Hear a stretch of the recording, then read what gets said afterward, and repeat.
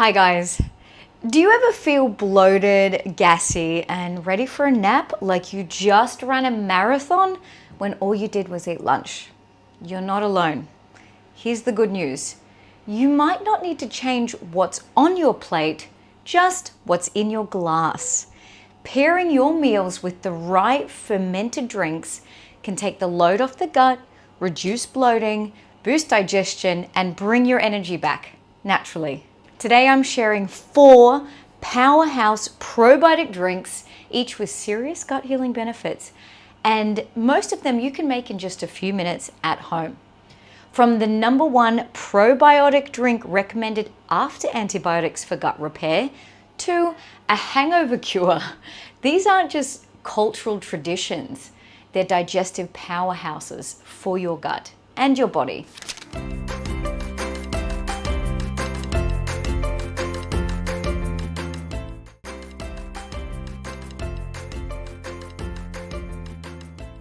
Hi everyone, I'm Leilani. I'm a chef, a microbiome nutritionist, helping you build a better gut in just minutes a day, using science-backed swaps and habits that actually fit into real life.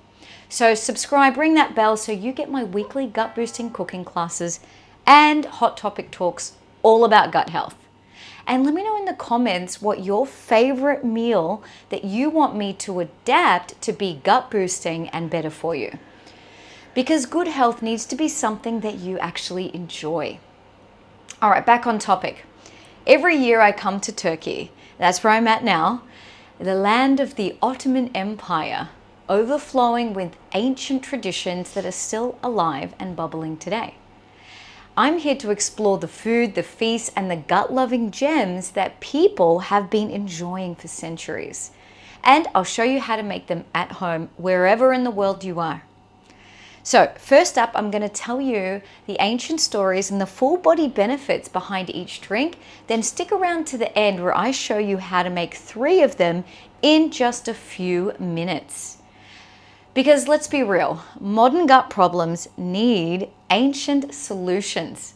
And in Turkey and many of the traditional cultures, people have been sipping their way to better digestion, stronger immunity, and calmer bellies for generations. So let's get into it. First up, we have Ayran, the Sultan's probiotic punch. It's literally everywhere. So if you imagined yogurt and sports drink had a baby, it's like Ayran. It's tangy, it's salty, it's refreshing, it's a total hero in summer. It's basically made from yogurt, salt, and water, and it's served cold. And it's served with meat dishes in Turkey. The origins say it goes back to Central Asian nomads who would store the milk in goat skin to ferment it. And the Ottoman sultans loved ayran as a cooling digestive drink to balance out their heavy, rich feasts. Even today, it's served at palaces, petrol stations. It is a drink of the people as well as the elite. It's super quick to make. It only takes like not even a minute. And once you start drinking it, you will get addicted because it feels really good for you and it's nice and cooling. Let me know in the comments who's tried this before and who's been to Turkey, because this stuff is literally everywhere. This is why your gut's gonna love ayran. Ayran contains live cultures like Lactobacillus bulgaricus, Streptococcus thermophilus, and they help break down the lactose and the meat proteins. It helps balance your microbiome and it reduces the inflammation in your digestive tract. Now here's the cool part. When you pair it with proteins and meats like kebabs, it actually lowers your stomach acid's pH, which enhances the enzyme activity and stimulates the gastric juices and bile, and that helps the meal just get digested. So you don't feel as heavy and sluggish afterwards. Plus, there's natural electrolytes in ayran, like sodium, potassium, to help you stay hydrated. I'll show you again. This is particularly good in summertime. You can buy it at any size in any shop. All right, we're gonna move on to Şalgam, this one. This is Turkey's natural hangover cure. This is what one of the bottle looks like here. The S on this is like a sh sound if it's got a tail. This is a heavy hitter and a total lifesaver after a big night out. It's bold, it's fizzy, it's fermented. It's actually a fermented carrot and turnip juice, kind of like a turkey's kombucha. But this one's made with garlic, bulgur and salt, and often chili. So it's a bit funky, it slaps your taste buds around. And I know it sounds crazy, but it's strangely addictive. I drink it most days while I'm here. It's also a bit like beet crevasse, if you've ever seen this as sort of a hangover remedy in Eastern Europe. But this one has the chili, so it's spicy. And yes, it really does work as a hangover cure. This one takes a little bit longer to make, so I won't have time today to show you, but you know, if you are a bit of a drinker of alcohol, then it is worth the prep. And I'll drop a great recipe in the description with the links of Şalgam and beet crevasse, so you can try making them at home, because it's well worth it. And Şalgam comes from Adana, which is Turkey's chili capital, and where people take their ferments and their chili super seriously. So it was traditionally served with spicy kebabs and rich meat to cut through that fat and just cool the fire. But now it's been used for generations as a hangover cure, and it does rehydrate, it's got the electrolytes, and it kind of gives a bit of a gut reset after a night of rakı. And a fun fact is actually the Turks drink this Şalgam with rakı, which is their alcohol, together. So rakı in one hand, Şalgam in the other. It's a legendary combo. So why your gut and liver will love it, it's rich in lactic and acid bacteria like Lactobacillus plantarum, which helps with microbiome balance. The purple carrots have anthocyanins, which is an antioxidant, so that's good for liver. And the garlic and the chili have very strong antimicrobial properties. And it has that natural enzymes and minerals to boost the body and recover from, let's say, overindulgence. And it also produces short-chain fatty acids that nourish the gut lining. So I talk a lot about short-chain fatty acids. That's a brilliant version of it. But look, let's be real. If all this health talk is a bit overwhelming, that's exactly why I've created my gut health course. It's a simple step-by-step plan to help reset your gut, understand which foods to eat and to avoid, which tests are worth it, which supplements actually help you. And it even includes a weekly work meal plan and gut-friendly cooking classes to make your healthy as doable and delicious as possible. So I'll throw the links in the description below. Go and check it out. All right, next up, kefir. Your gut's reset button in a shot. You're likely to know this one, and it is actually so simple. It only uses 2 ingredients, and I'll show you how to make that soon. It's yogurt's funkier cousin, but it's like a full gut rehab in one bottle. And it's all about the culture. So it's a bit more tangier and thinner than yogurt, but it is a proper powerhouse. It's made by fermenting milk with kefir grains. So it's really got a lot of life to it, other than the dead dairy that people normally eat. And dead dairy does like a Rocky Balboa number on your body. Check out my talk on the best fermented dairy here. I'll put the card there so you can get all the know-how onto that. Now, kefir originates in the Caucasus Mountains, where it's considered an ancient sacred drink. And it's been passed down through generations. Today I found a grain that is 40 years old, and there's a tale that says a Russian noblewoman actually went into the Sultan's palace to try to steal their kefir grains, because that's how prominent these grains are. And it has Lactobacillus kefiri, bifidobacteria, Saccharomyces. It basically rebuilds your microbiome diversity after antibiotics or like a super stressful period.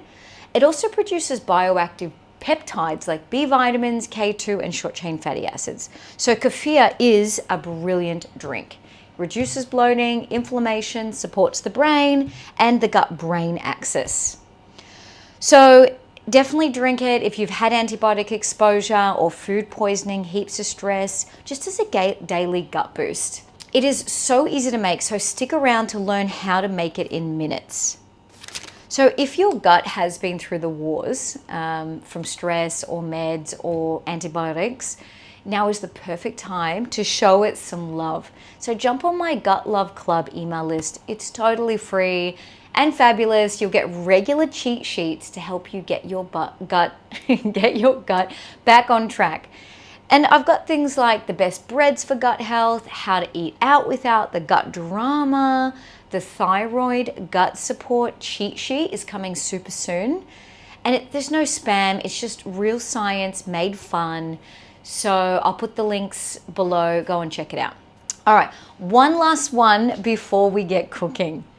This one's a different one. It's called Turşu Suyu, and it's a gut-loving super shot. This one is actually in a bag because I got it directly from the pickle shop. And Turks never waste a thing. See how cloudy it is? That's a great thing. And it's one of the most underestimated gut heroes on this list. So forget about apple cider vinegar. This is Turkey's fermented Gatorade. And it's just got a full-on probiotic punch for you. It's salty, it's tangy, it's actually the brine left over from fermented pickles. So carrots, cucumbers, cauliflower, it's got to have garlic, it's got to have chili. I'm going to show you soon how to make this. It is soaked in a probiotic rich bath of goodness, and you don't even have to eat the pickles. You can just have a shot of the juice. Now, pickling is practically a religion in Turkish households. It's passed down by generations and grandmothers who knew how to make vegetables last through the winter. Here's the twist. They never waste the brine. It's seen as medicine, especially after big greasy meals, heavy nights of rake or rich foods, which the Turks are all about. So even today, you'll find turşu sold in little plastic cups on the streets, and I had one yesterday. And they're served at restaurants with grilled meats, and it's like offering your gut a warm hug. So it's not just a trend, it's a trusted gut ritual. Now, depending on where you live, it might be really hard to find this because a lot of modern brands will actually use vinegar to shortcut the process of fermentation. So in a minute, I'm going to show you how to easily make it at home using pretty much whatever vegetables is in your fridge, and you get the probiotics, the prebiotics, the postbiotic benefits, which is like the holy trinity of gut health. Lots of noise in Istanbul. Now, if you want the lowdown on how to shop for fermented foods, so you're actually helping your gut and not accidentally harming it, I've got you covered. Because I made a 2-part series on this, so I'll put the video here, I think it'll be there, and just go and check that out after this talk. Now, this is packed with lactic acid bacteria from the natural fermentation, and it helps rebalance your microbiome. It's got those digestive enzymes as well. That takes the load off the gut, reduces the bloating, and it's rich in natural electrolytes, sodium and potassium, which is great for hydration and gut muscle movement. The garlic and the chili are a natural antimicrobial, and they help clearing out the bad bacteria while feeding up the good.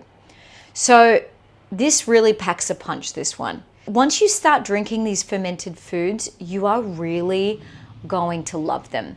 Because if you eat a meal that kind of feels like it sits in your belly like a rock, this is what you need to be pairing it with. And you get the minerals to replenish all the salt and things that you lose through the day. All right, now join me in the kitchen. We'll learn how to make 3 of these gems. I'm gonna make kefir, ayran, and the turşu. All right, we're back. Now, there's a bit of construction noise going on in Istanbul. I feel like the whole of Istanbul is getting rebuilt, and so apologize if you can hear that. And then there's a lot of aggressive drivers on the street, which is quite fun to watch. Now, we've got 3 different drinks. I'm gonna start with ayran. This is served with meat, and it's so simple. You just have to get plain, full-fat, pot-set yogurt. You can get that from the supermarket. It looks like this. See, no fruit or anything in it. It has to be plain. The Turks make their own, but Obviously you don't have to make your own, any yogurt will work. And what you do, just try this with a meat dish before you go, because it's really addictive. You'll get a spoon, and there's not an exact measurement to this. So I've got a spoon of yogurt in there. You can put as much as you want, but generally it's just 1 heaped spoon to a glass. You can make a big batch if you want. And then you add a little bit of water. See how it's just a small? You mix it around.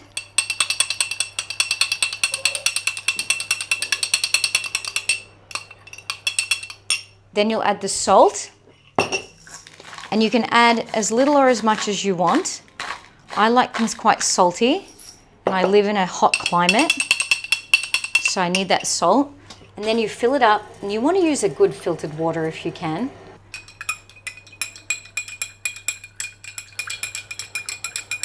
And that's it. So it's basically a yogurt drink. Now, if you want to add more flavor to it, I've got some mint here that's just fresh, or you could use dried, and some cucumber. So the Turks don't often do that, but you can put a little bit of that in, a little bit of cucumber, mix it around, and then you've got your drink. So good. And you sip on that with your meats. Now you can make it a little bit thicker with more yogurt, or if you like it watery, a bit more watery, you can go watery. So I do hope you try that one. That's called Ayran. Now we'll move on to Kefir. Now with Kefir, you get milk. You have to get whole milk. You can use goats if you want. Ideally, you want unpasteurized, but it's not very safe now to get unpasteurized. So if you can get a good, safe, unpasteurized milk, get that. Otherwise, just get regular milk. It can't be the ultra heat pasture UTH milk. It can't be that one. It won't work. And this is in glass, actually. So the word for milk in Turkish is süt. So this is süt. It's in glass. So if you don't have glass, you can just put it into a glass jar. And with ferments, what you really need to do is you get a glass jar like this, or it can be a bottle. You put boiling water in it to disinfect it, and then you turn it upside down and leave it to dry overnight. So, because you don't want this to have all external bacteria. That's how you clean your jars. So you could do that. In this case, this is already made of glass, so I don't have to do anything. So all you're going to do is open it up. And this is the 40-year-old kefir grain. Have a look at this. It is just, if you're into food, it's super sexy, right? So you don't need to wash this ever. This will be used over and over and over again. So once you get the grain once, you don't need to use it. You don't need to buy it again. It'll give you so much kefir. So you cannot use metal with fermented foods, all right? So you want to use plastic or glass always, ideally glass, but with the strainer, I'm just going to strain out this grain. For the grains, you can find this either in a health food store or buy it online. I was just able to buy it from the shop in Turkey, but that's probably quite rare in other countries. So all you do, this is enough for 1 liter, so you have to check the ratio. You're literally just going to put it in there, okay? And you're going to do its thing. But the one thing I will say is that it will bubble up. So I should have done this before, I didn't think about it. But I'm going to take a little bit out. Make sure I'll just catch some grain in case. There we go, lucky I did that. So you're going to take a little bit out because it will bubble and it can come up. So the grain's in there, the milk's in there, that's all you need. Now, with fermentation, you want it to be about 18 to 24 degrees Celsius or 65 to 75 degrees Fahrenheit.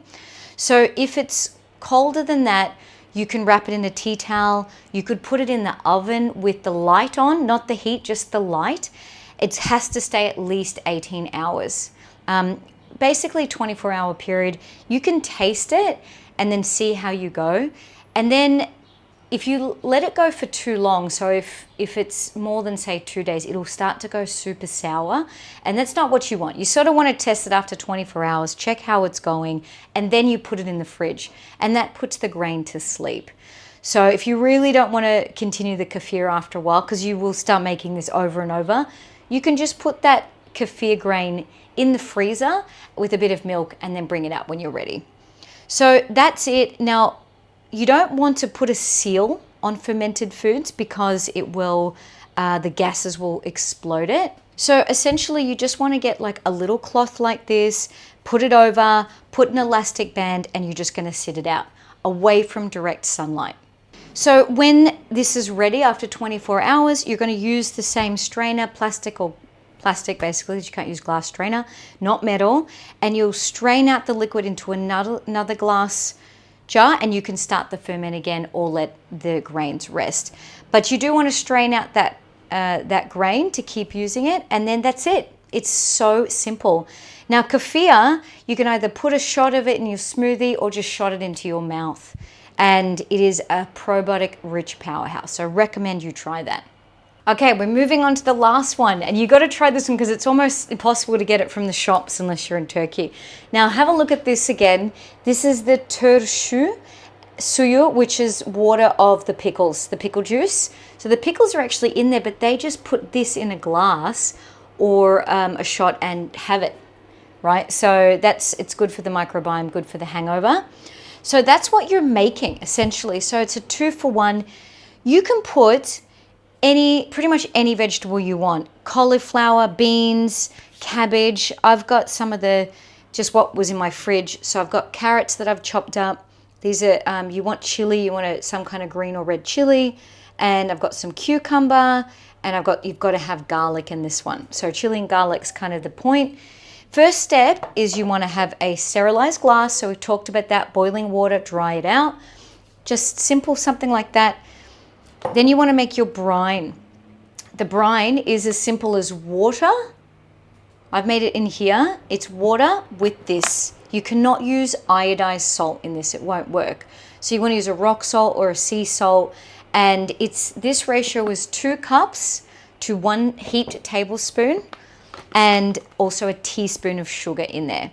So I boiled the water, I added the salt and the sugar, and this is just to show the kind of salt that you got to use. This is Turkish, but it just can't be iodized. So nice, not one of those table salts. Get a actual quality sea salt.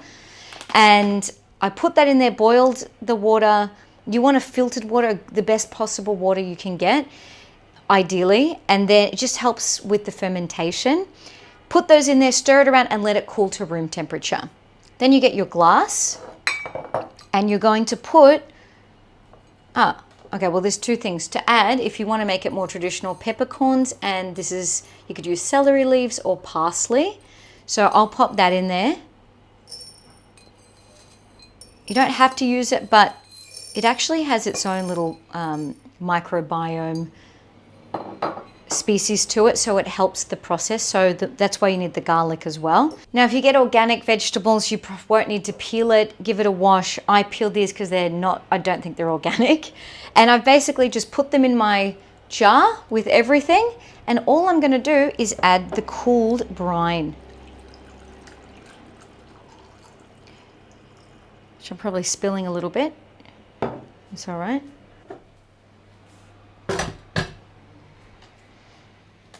Now with ferments, you want to submerge the vegetables underwater. They can't be touching the air. So you could use whatever you want. You can use a special jar that has all the air holes. You could use a cabbage leaf. You could use a rock that's been sterilized. In this case, I'm using a Turkish tea jar because that's what I had. And again, you don't want to tighten it. So I'm just going to put a cloth over it, and I'm going to seal it like this with a rubber band, which I couldn't find anywhere, so you'll have to imagine. Just put a rubber band around it, and I'm going to leave it in that same temperature zone I talked about, 18 to 24 degrees Celsius or 65 to 75, for about a week. Now, the thing with fermented foods is that you want to taste them along the way. So after about 3-4 days, I'm going to take that off. I'll take that out, and I'll have a taste of the juice, the liquid. And that is to know when I like it. So as you ferment a bit more, you'll know when it reaches that point that you love. So the longer you leave it, the more sour it will be. It will have bubbles, it'll have maybe a white film on it. That's normal. That's the bacteria doing the work. So try at least one of these at home and start incorporating them into your daily diet with your foods, and notice if you get better digestion. What are the symptoms that it lifts, right? If you feel tired or bloating, because these have stood the test of time. And I can tell you right now, Turks embody food and ancient practices, and that's why I'm here. So I hope you've enjoyed this talk today. Let me know if there's any dish that you want me, or drink that you want me to do a topic about or a talk about, and I'll see you in the next video.